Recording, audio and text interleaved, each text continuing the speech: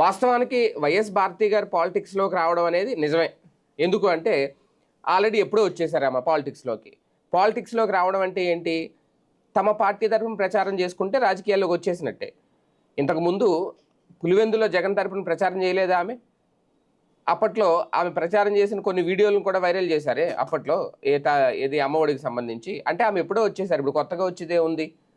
కాకపోతే ఆమె పులివెందుల వరకు చూసుకుంటారు. ఇప్పుడు కూడా అంతే, ఒకవేళ భవిష్యత్తులో ఏం జరిగినా సరే పులివెందుల వరకు ఆమె ప్రచారం చేసుకుంటారు తన భర్త గెలుపు కోసం. ఇప్పుడు ఎక్కడికక్కడ ప్రతి ఎమ్మెల్యేకి సంబంధించిన భార్యలు కూడా అక్కడ వాళ్ళకి గనక ప్రచారం చెయ్యాలి అని అనుకుంటే వస్తారు. అందరూ రావాలని రూల్ ఏం లేదు, వచ్చేవాళ్ళు వస్తారు. అలాగే భారతి గారు కూడా, పైగా వీళ్ళది పొలిటికల్ ఫ్యామిలీ.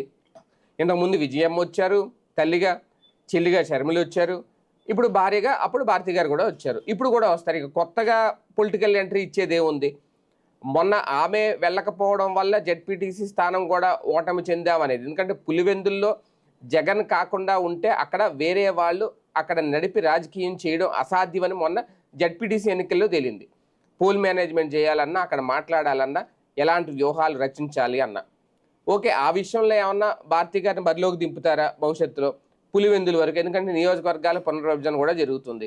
ఒకవేళ నియోజకవర్గాల పునర్విభజనలో భాగంగా పులివెందులు కనుక మహిళా కోటాకి వెళ్ళినా, లేదంటే అది రిజర్వ్డ్ స్థానానికి వెళ్ళినా, ఇంకోటి ఏం జరిగినా సరే అవసరమైతే అక్కడ సందర్భాన్ని బట్టి భారతి గారిని బరిలోకి దింపుతారేమో, ఎవరికి తెలుసు.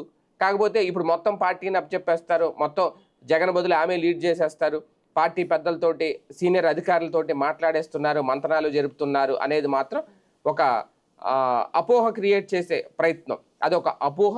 అదే నేపథ్యంలో వైసీపీ కార్యకర్తల్ని అయోమయానికి, గందరగోళంలో పడేయడం కూడా, ఏం జరుగుతుంది వీళ్ళే రాసేశారు. అలాగే తెలుగుదేశం పార్టీ కార్యకర్తలకు తెలుసు